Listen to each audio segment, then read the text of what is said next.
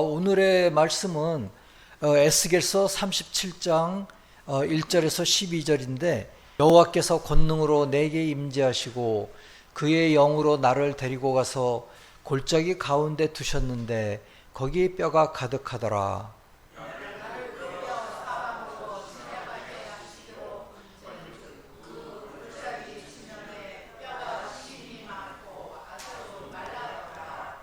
그가 내게 이르시되 인자야 이 뼈들이 능히 살 수 있겠느냐 하시기로 내가 대답하되 주 여호와여 주께서 아시나이다.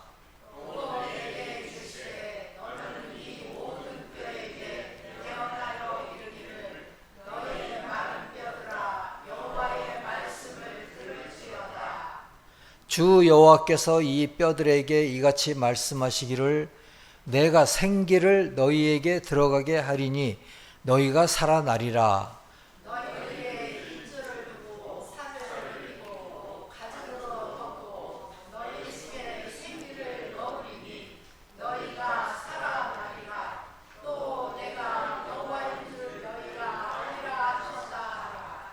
이에 내가 명령을 따라 대언하니 대언할 때 소리가 나고 움직이며 이 뼈 저 뼈가 들어맞아 뼈들이 서로 연결되더라.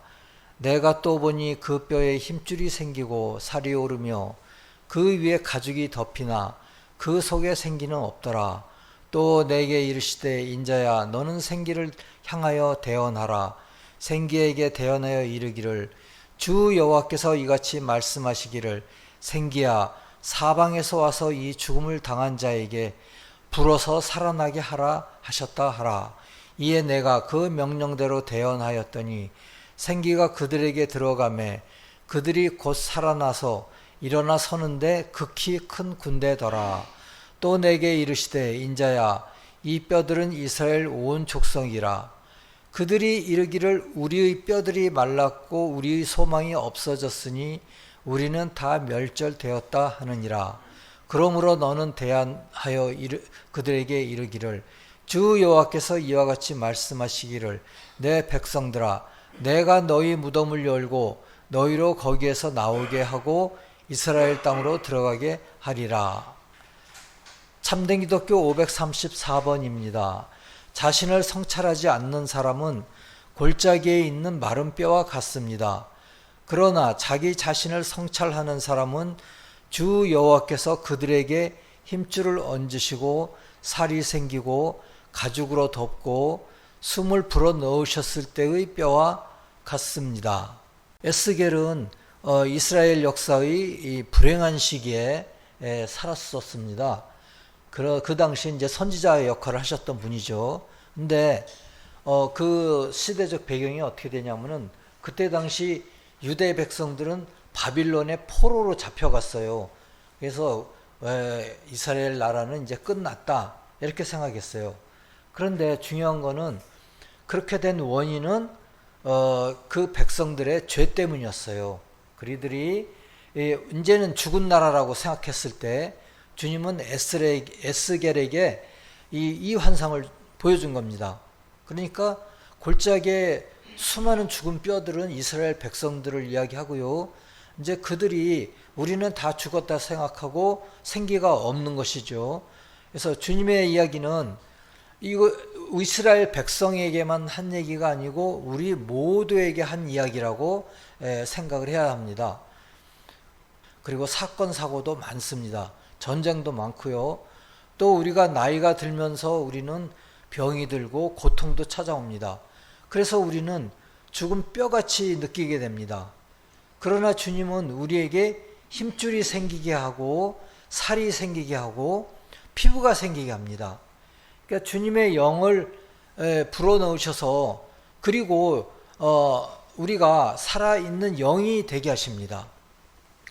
자연계에서도 마찬가지인데 겨울에는 모든 것이 죽어 있는 것 같습니다. 나무도 다 가지가 말라서 떨어지고요. 꽃도 떨어지고 완전히 죽어 있는 것 같습니다. 그런데 봄이 되면 다시 살아납니다. 지금 5월이 됐는데 장미가 활짝 폈어요. 이와 같이 죽어 있는 것 같아도 살아납니다. 주님께서는 요한복음 12장 24절에서 말씀하시기를 한 알의 밀이 땅에 떨어져 죽지 아니하면 한 알 그대로 있고 죽으면 많은 열매를 맺느니라. 그래서 밀알 씨앗이 터지면서 생명이 이어지면서 다시 살아나는 것입니다. 그래서 밀이 땅에 떨어져서 죽은 것 같지만은 거기에서 다시 싹이 나고 살아나는 것입니다. 그리고 더더군다나 태양의 열과 빛이 이제 봄, 여름 하면서 또 쬐고요. 또 비가 다시 오고요. 그러면서 딱딱한 씨앗이 터지면서 생동감 있게 씨앗이 나오면서 자라는 것입니다. 이와 같이 우리의 절망과 두려움도 희망으로 바뀌는 것입니다. 우리의 절망과 두려움의 딱딱한 씨앗도 죽은 것 같지만은 이와 같이 영적인 열과 빛을 받고 주님의 은혜를 받으면은 이와 같이 생동감 있게 자라는 것입니다. 이와 같이 절망과 두려움도 희망으로 바뀌는 것입니다. 그래서 이제 겨울에서 봄이 되면서 새로운 해가 되면은 그것은 새로운 출발이 되는 것이고요. 천국의 비밀에서는 다음과 같이 말하고 있죠. 우리가 생애를 마칠 때는 어떨까요? 살아생전에 함께 속해 있던 영적인 공동체에 들어가게 되는 것이라고 합니다. 이 세상에 육체를 남겨두고 갑니다. 그리고 그 영적인 공동체에 들어가게 된다고 합니다. 인내와 시민성과 정직성, 그 면에서 영적으로 맞는 공동체에서 새로운 시작을 합니다. 마른 뼈에 힘줄과 살과 피부가 생겨서 생명으로 시작을 한다는 것과 맞는 것입니다. 주님은 매 순간 우리의 영혼과 함께 일하신대요. 우리의 생각과 감정을 부드럽게 인도하신다고 하네요. 그래서 우리가 함께 하려고 하고 그러한 주님과 우리가 함께 하려고 의지하고 주님의 말씀을 받아들이고 또 기도 생활을 할 때 우리의 생각과 감정을 부드럽게 인도하십니다. 또한 우리 주님은 우리의 자유의지를 강요하지는 않으세요. 우리가 우리 자유의지로 어떤 덫에 걸려서 이제 절망과 희망이 없는 상태로 떨어졌다 하더라도 우리가 그것을 극복하고 주님을 따르면은 우리의 마른 뼈에 살이 붙고 살아날 수가 있습니다. 그러니까 우리가 덫에 걸리면은 우리는 마른 뼈가 되는 것이에요. 절망적인 상태가 되고 희망이 없는 상태가 되지만 우리가 주님을 따르면은 우리의 자유의지로 그것들을 털어버리고 자유의지로 주님을 따르면은 살이 붙고 살아날 수가 있는 것입니다.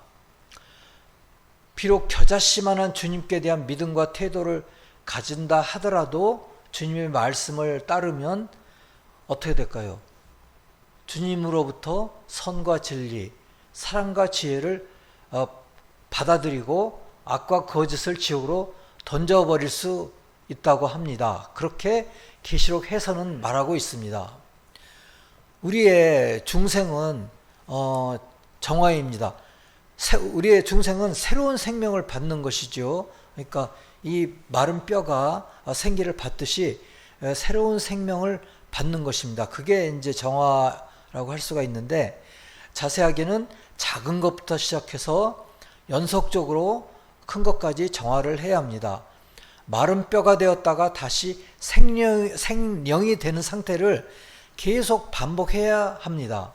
새로운 해가 시작될 때 생명이 되기를 반복해야 되고 그뿐만 아니라 매일이 시작될 때 또 아침 해가 떠서 또 시작될 때 우리 안에 마른 뼈가 생명이 되어야 합니다. 기도의 생활을 하고요. 생명이 되어야 합니다. 우리는 이 해가 뜨면은 항상 생명이 되기를 힘써야 하겠습니다. 그럴 때 우리의 마른 뼈가 생명이 되는 것입니다. 우리는 악을 거절하고 선을 의도해야 합니다. 주님은 우리가 열매를 맺지 못할지라도 우리에게 영적인 힘을 주시고 우리의 영이 생명이 되도록 인도하십니다. 여호와께서는 에스겔 선지자를 데리고 간 골짜기에는 뼈들이 가득했어요.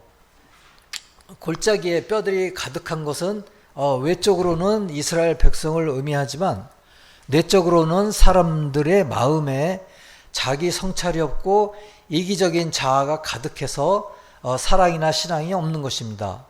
그러므로 주님이 에스겔 선지자에게 보여주신 뼈들의 모습은 중생 전에 사람들의 마음 상태를 보여주셨다고 할 수가 있습니다.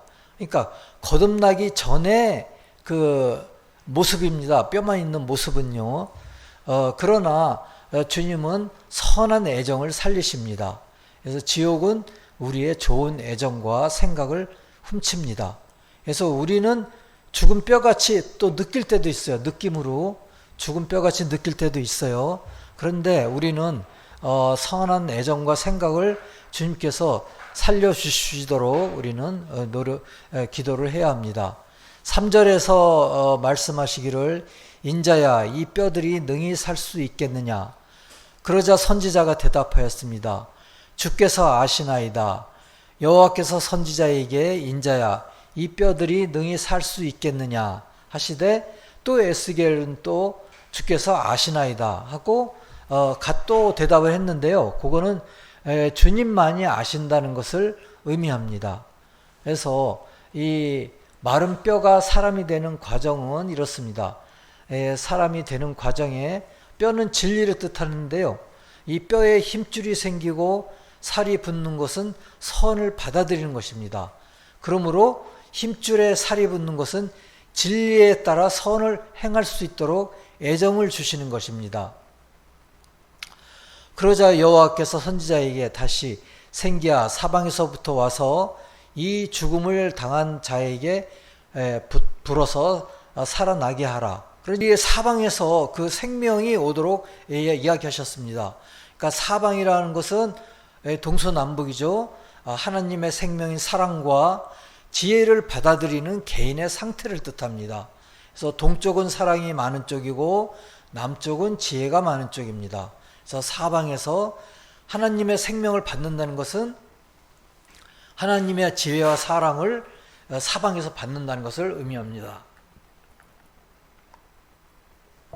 천국의 비밀 8286번에서는 말하기를 주님의 숨은 천국의 생명을 의미한다고 합니다. 그 주님의 생기를 의미한다고 합니다. 그러니까 하나님의 생기가 그 사람들 속으로 들어가서 마침내 살아났습니다. 그리고 극히 큰 군대가 되었습니다.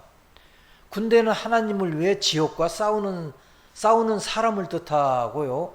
또한 내적 싸움을 하는 사람들을 뜻합니다. 그거는 내적 싸움은 결국 자기 안에 있는 악과 거짓과 싸우는 것입니다.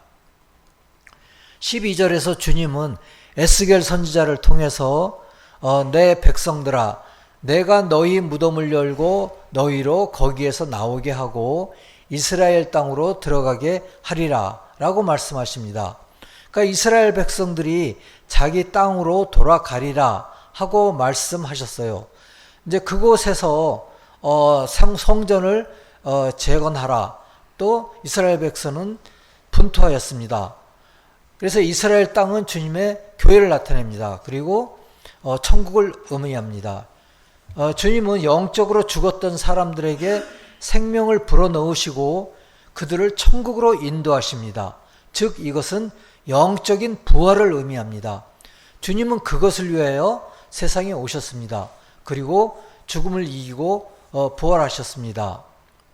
그래서 이 모든 것들을 저희한테 적용을 해야 하는 것입니다. 참된 기독교 534번에서는 자신을 성찰하지 않는 사람은 골짜기에 있는 마른 뼈와 같다. 그러나 자기 자신을 성찰하는 사람은 주 여호와께서 그들에게 힘줄을 얹으시고 살이 생기고 가죽으로 덮고 숨을 불어넣으셨을 때의 뼈와 같습니다. 그러니까 자기 자신을 돌아보고 또 성찰해보고 살펴보고 자기 자신의 생각과 의지를 한번 살펴보고 또 하루가 지나가면은 또 그것을 늘 살펴보는 사람들이 바로 살이 생기고 가죽이 덮이고 숨이 또 불어 넣어지는 그런 뼈 같다고 하는 것입니다. 그러니까 그렇지 않다는 사람은 뼈와 같은 것이죠. 주님은 내 영을 너에게 주노라. 그리고 내 영이 살리라 말씀하시고 자신이 문제를 알고 그것과 싸워야 합니다. 자신이 문제를 알아야 합니다. 그리고 이기적인 자아에 힘줄이 생기고 살이 붙는 것을 느낄 수 있습니다. 그리고 주님의 생기를 느낄 수 있습니다. 그래서 주님은 내 영을 너에게 두어 너희가 살아나게 하리라. 우리가 자신의 부족함을 알고 주님께 도움을 구해야 합니다. 그때 이제 생기가 들어오고요. 주님께서 우리를 천국의 공동체로 인도하십니다. 그곳에서는 사랑과 친절과 정직을 소중히 여기는 사람들이 그 천국의 공동체에는 있습니다. 우리는 육체는 이 세상에 두고 떠납니다. 하지만 영혼은 주님께서 준비하신 새로운 삶으로 들어갑니다. 주님이 주시는 생명은 늙지 않습니다. 오늘도 주님은 우리 마음에 말씀하십니다. 마른 뼈야 살아나리. 주님은 지금도 우리 영혼에 새 생명을 불어넣고 계십니다. 아멘.